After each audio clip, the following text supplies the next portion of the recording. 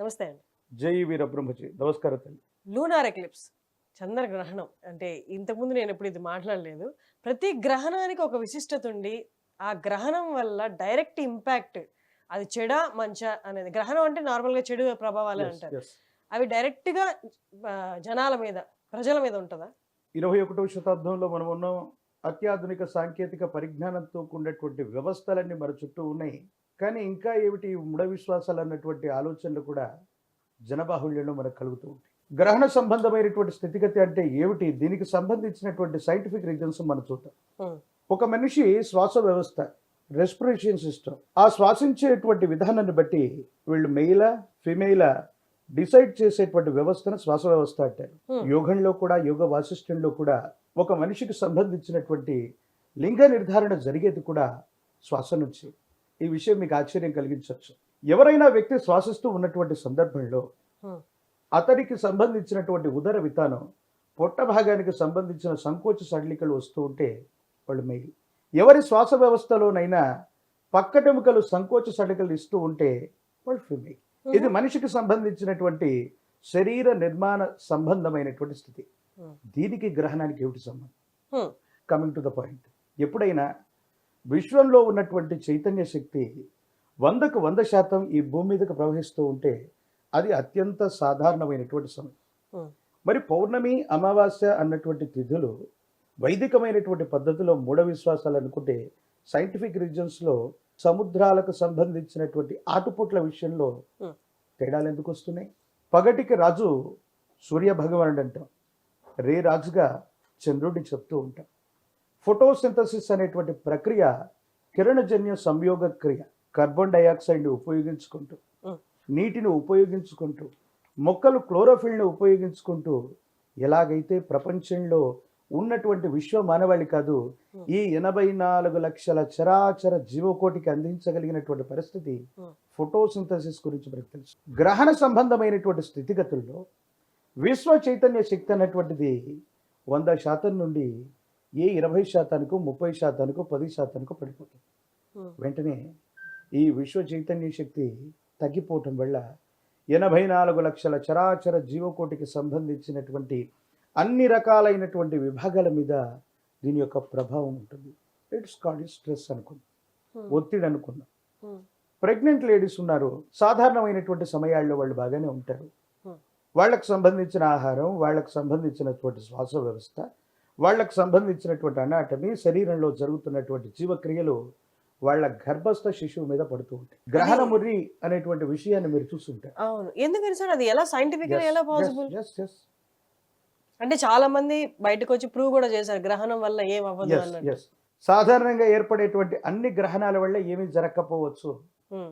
కానీ ఓజోను పొర క్షీణించిందని, ఆల్ట్రావైలెట్ కిరణాలన్నీ భూమి మీద నిట్ట నిలువుగా పడుతున్నాయని, హ్మ్. క్లోరోఫోరో కార్బన్స్ అన్ని ఎక్కువయ్యాయని హ్మ్. సైంటిఫిక్ రీజన్స్తో ఎలా చెప్పగలుగుతున్నాం మనం?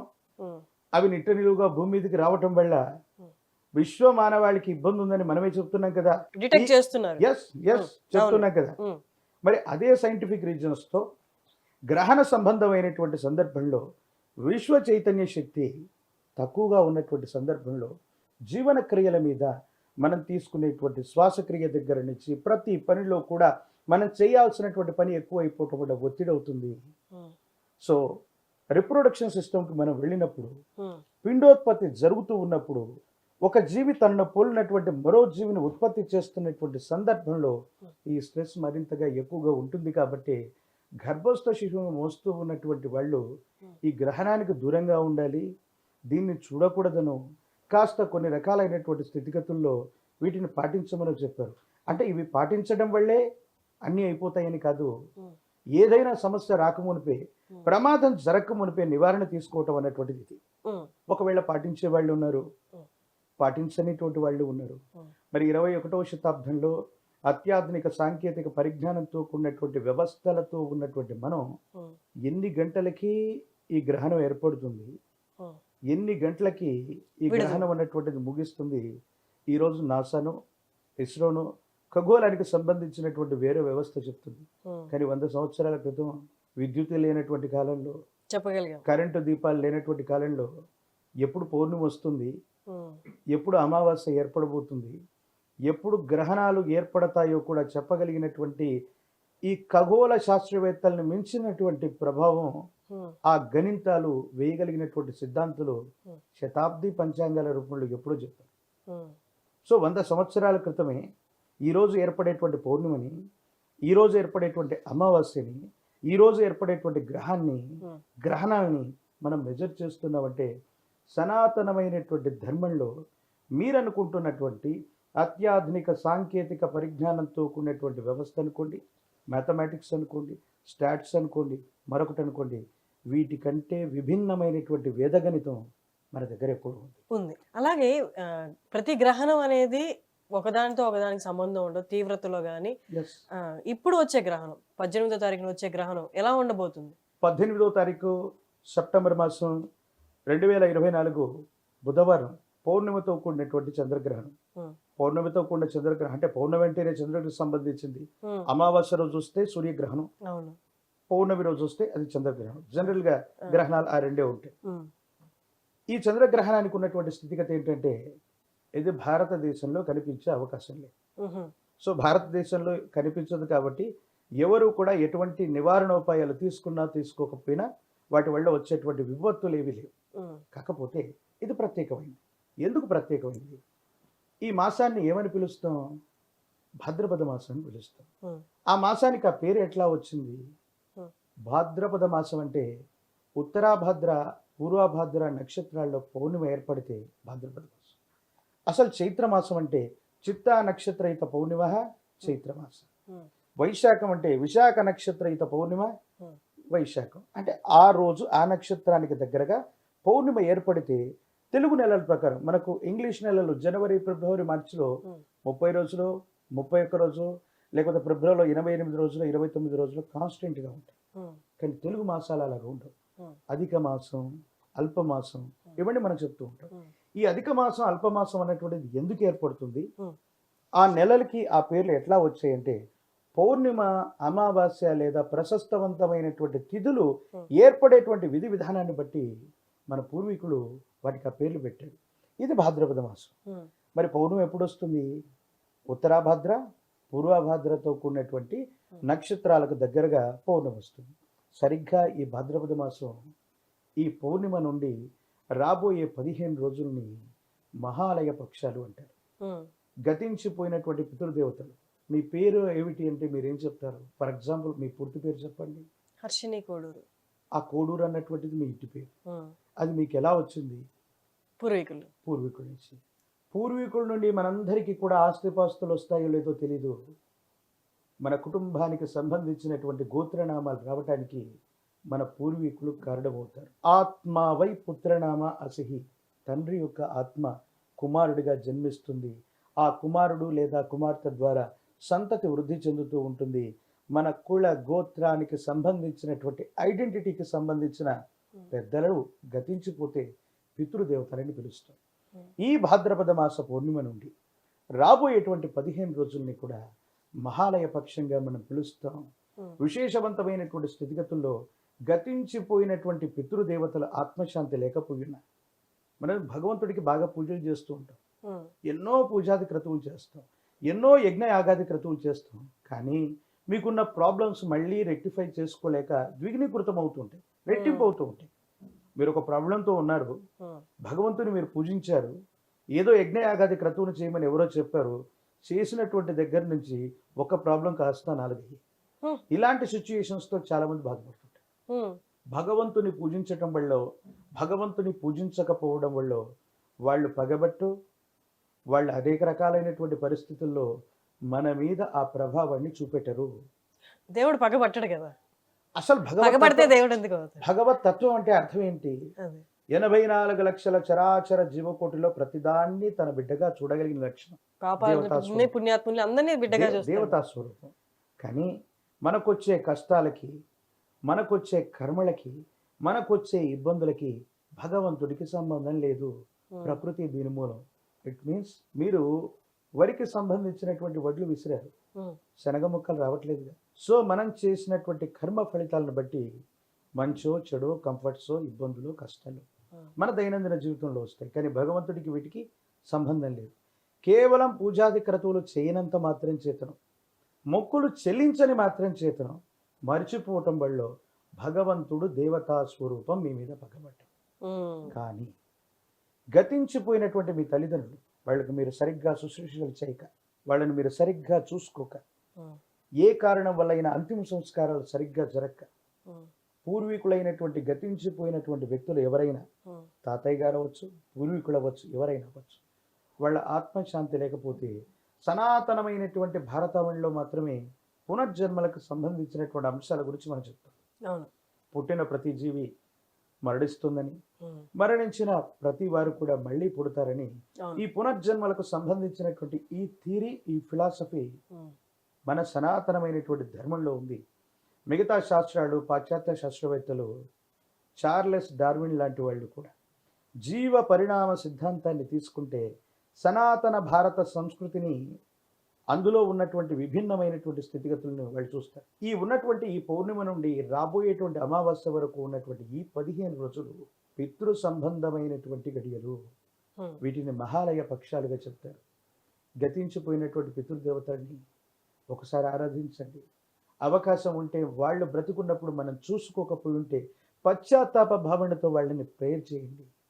మీ దైనందిన జీవితంలో సానుకూలవంతమైనటువంటి ఫలితాలు వస్తాయి. 3-4 పదుల వయసు వచ్చిన జీవితంలో ఇంకా స్థిరపడకపోవటం, ఉద్యోగం రాకపోవటం, కళ్యాణం జరగకపోవటం, సంతతి లభించకపోవటం, ఒకవేళ లభించినా వాళ్ళు ప్రయోజకులుగా మారకపోవటం, ఆర్థికపరమైనటువంటి అంశాల్లో ఏ ఒక్క వ్యక్తికి రుణగ్రస్తుడిగా ఉండకూడని జీవన విధానంలో ఉండాలనుకోవటం, ఎన్ని ప్రయత్నాలు చేస్తున్నా మీ పనులు ఏవీ సఫలీకృతం కావట్లేదంటే మీ కుటుంబానికి సంబంధించి, మీ గోత్రనామాలకు సంబంధించి మూలమై ఉన్నటువంటి వ్యక్తుల యొక్క స్థితిగతుల్లో ఆత్మశాంతి లేకపోవటం. మనం అనుకుంటాం, మరి మా కుటుంబ సభ్యులు చాలా మంది ఉన్నారు, మరి నాకెందుకు ఇలాంటి కష్టాలు వస్తున్నాయి? మరి పూర్వీకులు, మా కుటుంబ సభ్యులు చాలా మంది, 40 మంది 50 మంది ఉన్నారుగా, వాళ్ళందరికీ కంఫర్ట్ జోన్ లో ఉన్నారు, నేను ఒక్కడిని మాత్రం ఇలాగ అవ్వటం ఎందుకు? ఒక బరువైనటువంటి వస్తువుని ఇద్దరికి ఇచ్చి లోనికి పట్టుకురమ్మను. ఒక అబ్బాయి పేరేమో రమేష్, ఒక అబ్బాయి పేరేమో సురేష్. రమేష్ ఏమో పట్టుకొచ్చాడు, సురేష్ ఏమో కింద పడేశాడు. రేపు పొద్దున మళ్ళీ ఆ వస్తువుని పట్టుకురమని ఎవరికి చెప్తారు? జనరల్ గా బరువును తీసుకొచ్చిన అతనికే చెప్తారు. మీ జాతకంలో కూడా యోగదాయకమైనటువంటి స్థితి కలిగిన గ్రహస్థితి ఉంటే ఈ కర్మలు మీరు మోయగలుగుతారు. జీవితంలో కష్టాలు వచ్చాయి, నా జాతకం బాలేదు, నేను చాలా బలహీనమైనటువంటి స్థితిగతుల్లో దీనావస్థలో ఉన్నానని చాలా మంది అనుకుంటుంటారు. లేదు, మీ గ్రహగతులు బాగుండి మోయగలిగినటువంటి సామర్థ్యం ఉంది కాబట్టి ఎవరికి రాని కష్టం మీకు వచ్చింది. దానికి సరిపడా ఫలితం కూడా ఉంటది కదా, కష్టాలు మోసిన తర్వాత ఫలితమే కదా. తప్పనిసరిగా. అంటే ఈ ప్రపంచంలో, ఈ ప్రకృతిలో ఉన్నటువంటి స్థితి ఏంటంటే, ఏ కష్టమైనా, అంటే పగలు వెంట రాత్రి, రాత్రి వెంట పగలు వచ్చినట్టు, ఏ కష్టమైనా సంపూర్ణమైపోతే ప్రకృతి మనకు బాకీ పడిపోతుంది, వెంటనే కొన్ని కంఫర్ట్స్ మనకి ఇచ్చి తీరవచ్చు ఉంటుంది.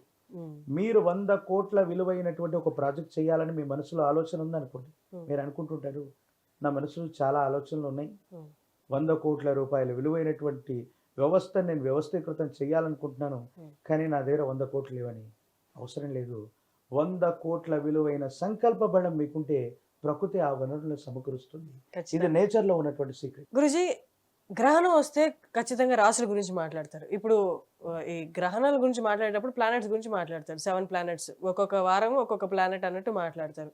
అదే నక్షత్రాల గురించి మాట్లాడతారు. నక్షత్రాలు కూడా ఫిజికల్ గా ఉన్నాయని తెలుస్తాయి. బట్ ఈ రాశులు అనేవి ఎక్కడ ఉంటాయి, వాటి మీద ఇంపాక్ట్ ఏంటి, గ్రహణం ఇంపాక్ట్? ఆదిత్యాయ చ సోమాయ మంగళాయ బుధాయ చ గురు శుక్ర శనిభ్యర్చ రాహవే కేతవే నమః.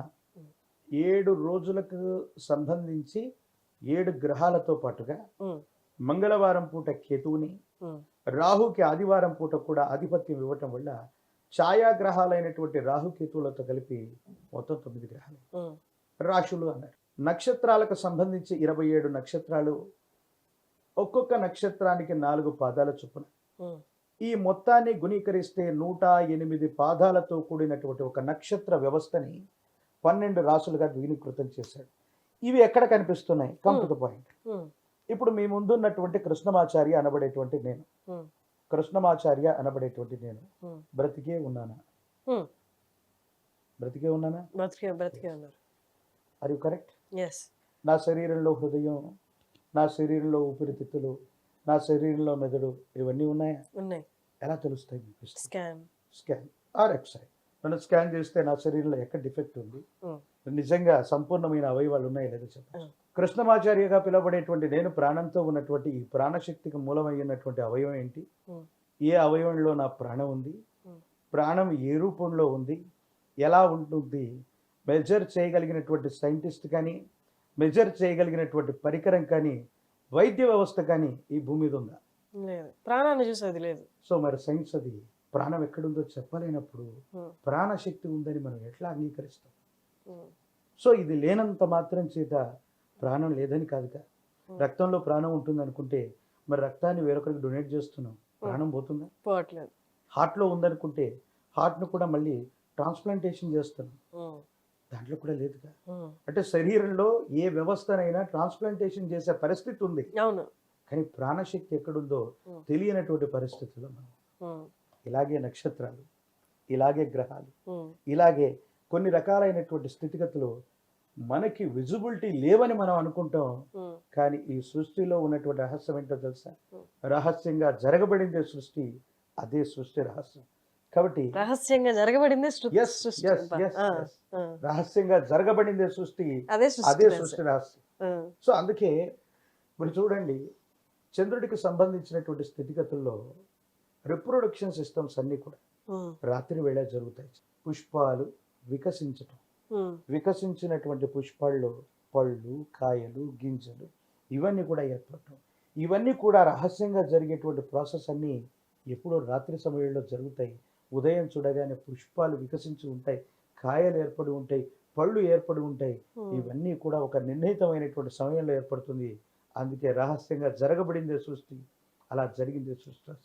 కొన్ని రాశుల మీద దీనికి సంబంధించినటువంటి ఇంపాక్ట్, ఈ గ్రహణానికి సంబంధించినటువంటి ఇంపాక్ట్ 18వ తారీఖు సెప్టెంబర్ మాసం 2024 భారత కాలమాన ప్రకారంగా ఉదయం 6:11 నుండి 10:17 వరకు కూడా ఈ చంద్రగ్రహణం ఉంది. కానీ ఇది భారతదేశంలో కనిపించేటువంటి అవకాశం లేదు. యూరప్, అమెరికా, అంటార్కిటికా లాంటి ఖండాల్లో మాత్రమే ఇది కనిపించేటువంటి అవకాశం ఉంది. ప్రత్యేకించి ఆ రోజు పూర్వభద్ర, ఉత్తరాభద్ర నక్షత్రాలు, అటు ఫారెన్లో తీసుకున్న, ఇండియాలో తీసుకున్న ఈ నక్షత్రాల్లోనే పౌర్ణమి వస్తుంది, ఆ నక్షత్రాల్లోనే ఏర్పడుతూ ఉంది. కాబట్టి మీనరాశి వారు ఖచ్చితంగా కొన్ని విషయాల్లో దాన్ని జన్మస్థానం, లగ్నస్థానం, తనుస్థానం అంటారు. కాబట్టి ఆరోగ్యపరమైనటువంటి అంశాలలో ఏవైనా ఇబ్బంది వచ్చేటువంటి అవకాశం ఉంది. కాబట్టి ఏవైనా ప్రొడిక్షన్స్ తీసుకోవటం మంచిది. కుంభరాశి, మీనరాశి, మేషరాశి, మిథునం, కర్కాటకం, కన్య, వృశ్చిక రాశుల వారికి ఈ గ్రహణానికి సంబంధించినటువంటి విషయాల్లో గోచారవశాత్తు ఉన్నటువంటి పరిస్థితుల్లో కొన్ని మార్పులు ఏర్పడవచ్చు. కానీ అవి పూర్తిగా నెగిటివ్ అవుతాయని కాదు, కానీ దీని యొక్క ప్రభావం కొంతవరకు ఉంటుంది. భారతదేశంలో దీని యొక్క ప్రభావం ఏమాత్రం కూడా ఉండదు. సో ఈ గ్రహణానికి సంబంధించినటువంటి స్థితిగతుల్లో మనం ఎలాంటి చర్యలు చేపట్టవలసిన అవసరం లేదు. ఫర్ ఎగ్జాంపుల్, ఒక చలిమంటకు మనం దగ్గరగా వెళ్ళాం, ఎంత దగ్గరగా వెళితే దానికి సంబంధించినటువంటి ఎనర్జీ అది ఫైర్ అవ్వచ్చు, మరొకటి మనకు దగ్గరగా ఉన్నప్పుడు రక్షణాత్మకమైనటువంటి చర్యలు మనం చేపట్టచ్చు. మనం టీవీలో చూస్తున్నాం చలిమంటని, దాని ఇంపాక్ట్ మన మీద ఉండేటువంటి సో ఎక్కడో ఖండాంతరాల మీద దాని యొక్క ప్రభావం ఉంది. భారతదేశంలో ఉన్నటువంటి పురజనుల మీద, మన మీద దీని యొక్క ప్రభావం అనేటువంటిది పూర్తిగా లేదు. వదంతుల్ని, మూఢ విశ్వాసాలని, వీటిని కూడా మీరు నమ్మాల్సినటువంటి అవసరం లేదు. ఎందుకంటే 400 సంవత్సరాల క్రితం విశ్వభవితని చెప్పిన కాలజ్ఞాని వీరబ్రహ్మేంద్ర స్వాముల వారు సమాజంలో ఉన్నటువంటి మూఢ విశ్వాసాలు త్యజింపచేసి జ్ఞానాన్ని సముపార్జింపజేసి ఏది జ్ఞానం, ఏది విజ్ఞానం చెప్పారు. సో గురుదేవుల యొక్క శిష్య పరివారంగా మేము వీటిని జనబాహుళ్యంలోకి తీసుకెళ్లేటువంటి ప్రయత్నం చేస్తాం. చాలా చక్కగా వివరించారు, చాలా గొప్పగా వివరించారు. Thank you so much. జై వీరబ్రహ్మ, జై గోవింద బాంబ.